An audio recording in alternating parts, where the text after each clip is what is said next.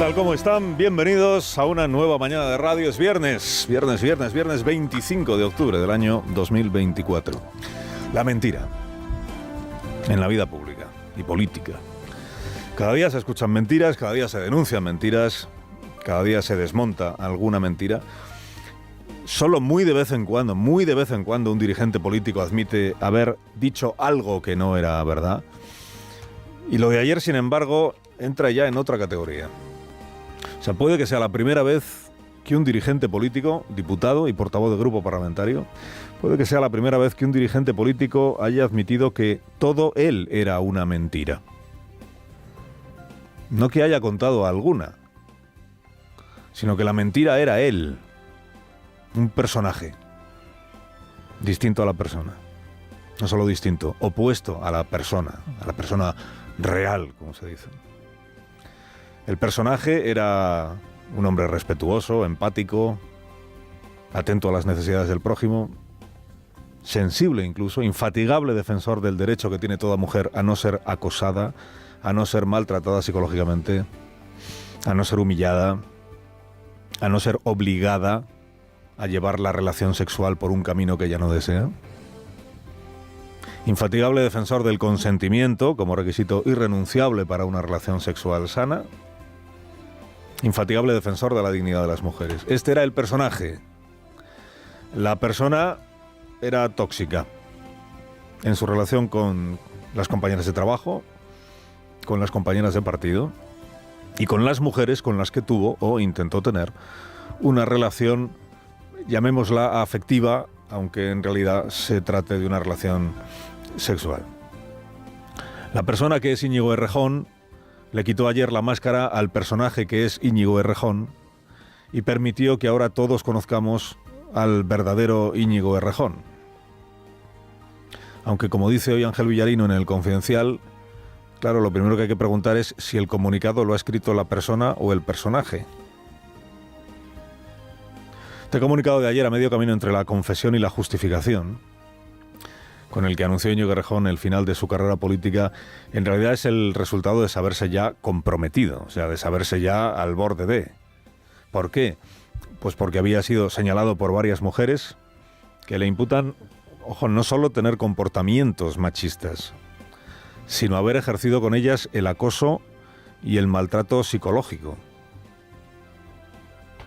Que no es solo tener comportamientos machistas, es incurrir ya en comportamientos delictivos. Y se sabía ya comprometido porque las dos formaciones políticas de las que forma parte, que son Más Madrid y Sumar, habían confirmado, según ellas mismas han contado, que las acusaciones son sólidas.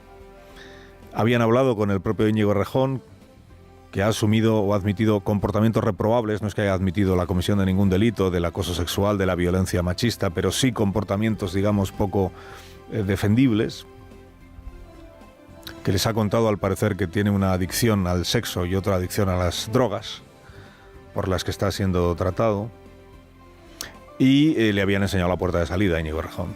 Conversación del jueves por la mañana entre Yolanda Díaz y Íñigo Errejón: o dimites tú o te destituimos, como portavoz y como diputado. La persona ha destapado al personaje, cuando tanto el personaje como la persona han entendido que el asunto iba a reventar y que no habría manera de sobrevivir políticamente a todo ello. El comunicado es un acto fallido porque diluye lo único relevante del caso, que es su forma tóxica de relacionarse con las mujeres. Lo diluye en un guiso autoindulgente en el que lo mismo define su forma de vida como neoliberal, que atribuye su forma de conducirse en privado al desgaste que tiene estar en la primera línea de la política, que apela incluso a la deseable renovación generacional de los partidos a la que confía en estar contribuyendo con su dimisión, la renovación generacional de los partidos. Errejón tiene 40 años. No es renovación generacional lo que necesitan los partidos. Es voluntad real de no dejar pasar ni una. Por muy colega, por muy compañero, por muy amigo que sea la persona tóxica y por muy alto que sea el puesto al que ha sido aupada esa persona. La persona de Íñigo Errejón habrá de hacer frente ahora, si las acusaciones, como parece, dan pie a una investigación de la Fiscalía, porque si hay ya denuncias en comisaría, una de las actrices que ha contado ella con su nombre y apellidos, que se llama Elisa Moulia, que ha sido objeto de un acoso sexual por parte de Errejón. Ella misma dijo ayer que iba a presentar denuncia en la comisaría, con lo cual ya empieza un procedimiento que vamos a ver en qué termina. Vamos a ver en qué termina. La persona Íñigo Errejón, digo, tendrá que hacer frente a eso, a la posible sanción o castigo penal que tengan sus actos, no por ser machista, insisto, sino por haber cometido, presuntamente, si es que esto avanza en esa dirección, por haber cometido actos delictivos. O sea, no es lo mismo tener una relación sexual con una mujer, como ha contado una mujer, decir, quiero tener una relación sexual con Íñigo Errejón, pues estupendo, pues adelante con ello. Que cuando luego ya estás con esa persona, con ese hombre, y estás manteniendo ya esa relación sexual, él quiere que hagas cosas que a ti no te apetece hacer. Y él ejerce la relación sexual como si fuera una relación de poder, que significa que impone a la mujer hacer cosas que no quiere hacer. Eso se llama agresión sexual en la ley. Todo presuntamente, sí, naturalmente, todo presuntamente. Vamos a ver en qué queda el asunto. Digo, esto para la persona Íñigo Errejón. Luego está la parte política. Que esto es ya lo que afecta a los partidos de los que ha sido persona destacada Íñigo Errejón. El partido Más Madrid y el partido, o lo que sea en este momento, Sumar. Y también el partido Podemos, en el que desarrolló buena parte de su carrera política el señor Errejón. Lo que van a tener que demostrar los tres partidos es que se aplicaron a sí mismos las dos máximas de las que han hecho bandera. Tolerancia cero con el acoso, no te digo ya con la violencia machista o con el maltrato psicológico, tolerancia cero, y yo sí te creo compañera. Estas crónicas que ahora dicen, no, pero si había un run, pero si ya había denuncias, pero si desde hace un año, pero si desde que le hicieron portavoz ya se dijo, cuidado, a ver si le va a salir un Me Too. Alguien escuchó todas esas denuncias, se interesó por saber qué había de cierto, por hablar con las mujeres que decían cosas. Digo, dentro de los partidos. Es llamativo que Yolanda Díaz, en el tuit que hizo ayer, hizo un tuit primero y luego una declaración en Colombia, en el tuit con el que despachó, digamos, la dimisión de Íñigo Errejón, que menos que una comparecencia ante la prensa una vez que regrese a España, vicepresidenta, para que se le pueda preguntar cosas. En el tuit, digo, decía, se refería a Yolanda Díaz, lo llamaba testimonios surgidos en redes contra Íñigo Errejón. Testimonios surgidos en redes. No decía en qué consistían los testimonios. Y sí que el proceso interno había terminado con la dimisión de Íñigo Errejón. Reafirmaba su compromiso contra el machismo la vicepresidenta. Esto es lo que puede inducir a una cierta confusión. Reafirmas tu compromiso contra el machismo, puede parecer que estamos hablando solo de que Íñigo Errejón tenía comportamientos o actitudes machistas. El acoso no es solo machismo, es acoso. El maltrato psicológico no es solo machismo, es maltrato psicológico. Desde Colombia anoche dijo Yolanda Díaz. Desde luego toca ahora, sí, escuchar a esas mujeres y acompañarlas. Acompañar a esas mujeres. Toca ahora, en realidad toca siempre, claro, escuchar a esas mujeres y acompañarlas. Y este es el asunto que complica un poco la vida, digamos, a Sumar y a Más Madrid y a Podemos, ¿no? ¿Quién sabía qué y qué se hizo, ¿no?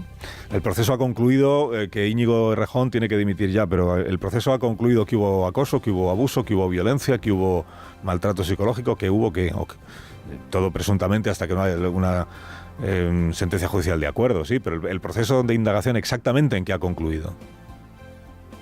Porque si solo ha concluido en que era un asunto incómodo y que por tanto Errejón tenía que dimitir, poca conclusión es esa.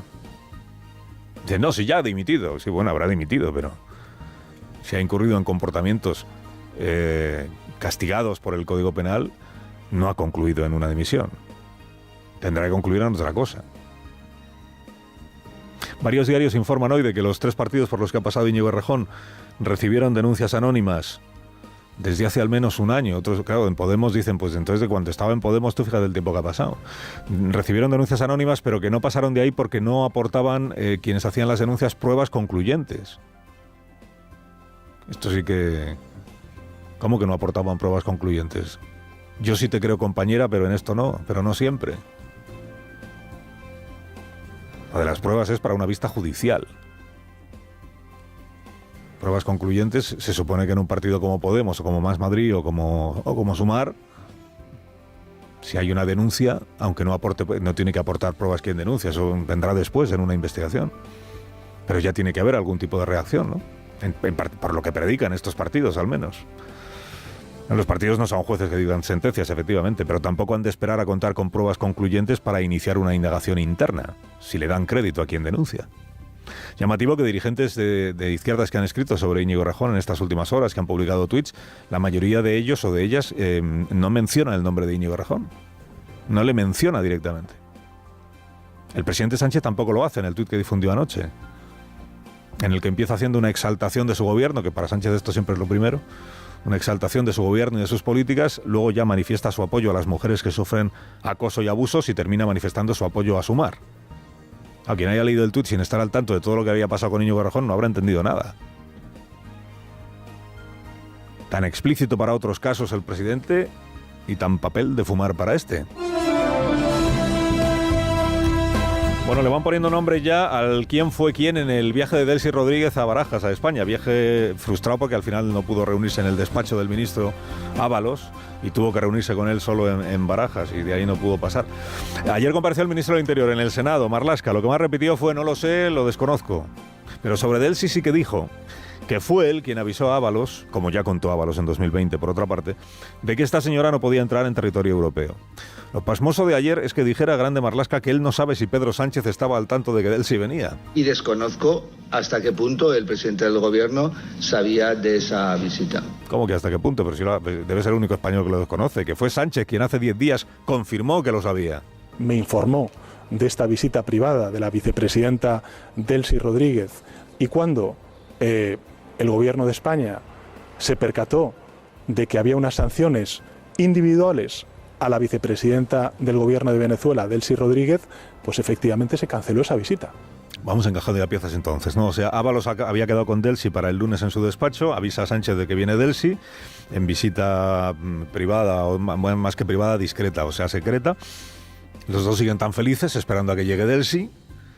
Y el domingo, cuando Interior se entera de que viene de camino, dice, pero no tenía prohibida la entrada, y entonces avisan a Ábalos y le dicen, cuidado que no puede entrar en Madrid. Dice Sánchez, y entonces la visita se canceló. ¿Pero cómo que se canceló? Si Marlaska no puede cancelar una visita de nadie, ¿no? No se canceló, lo que pasa es que el gobierno se dio cuenta de que tenía un problema si la visita se producía. ¿Era una visita privada, era una visita oficial, era una visita de qué tipo? Que al final se han hecho un lío con qué tipo de visita era también. Dijo Marlaska, pero Delcy Rodríguez no entró en espacio Schengen. Anoche contaba Vicente Vallés en Antena 3 que han hecho una consulta en los informativos de Antena 3 a las instituciones europeas sobre si utilizar el espacio aéreo de un país de la Unión Europea supone o significa o equivale a haber entrado en ese país, en territorio europeo. Y le dijeron que sí. Que no entró en territorio europeo, pero si utilizó el espacio aéreo español ya estaba en territorio europeo. Por cierto, a Villar Grande Marlaska se le hizo la misma pregunta que a Pedro Sánchez. ¿Tuvo usted trato con Víctor de Aldama? Y fíjense qué fácil le resultó responderla. No me he reunido nunca, ni creo que haya cruzado la mirada con él en mi vida. ¿Ve qué fácil es? Nunca vi a este señor. Ni crucé una mirada, dijo ayer Marlaska, digamos, ya viniéndose arriba. Claro, al final, sin querer, entiendo, ha dejado en evidencia a su patrón, el presidente, al que le han preguntado exactamente lo mismo y no ha querido responder. Puede que sea la pregunta más sencilla que se le ha hecho nunca a un presidente de gobierno, con buena memoria, si es que tiene buena memoria el presidente. Pregunta más sencilla, ¿tuvo usted contacto con este tipo? Pero no es que se resista a contestarla Sánchez, es que tiene a su coro de peones ministros criticando que se le haga la pregunta. La Inquisición se acabó hace muchos siglos y por lo tanto yo no le puedo estar preguntando a usted por cosas ridículas y absurdas todos los días. No se tiene usted que defender de cosas que no tienen ningún sentido, al revés. Si esto es lo más ocurrente que se le ha ocurrido al ministro López, que el Departamento de Persuasión y Propaganda está flaqueando, ¿eh? La Inquisición, dice. Si la pregunta se repite porque no ha habido respuesta, ministro. Y claro que tiene sentido la pregunta. A ver si el problema no es la pregunta, sino que el presidente sabe, él sí que sabe, cuál es la respuesta. Carlos Alsina, en Onda Cero.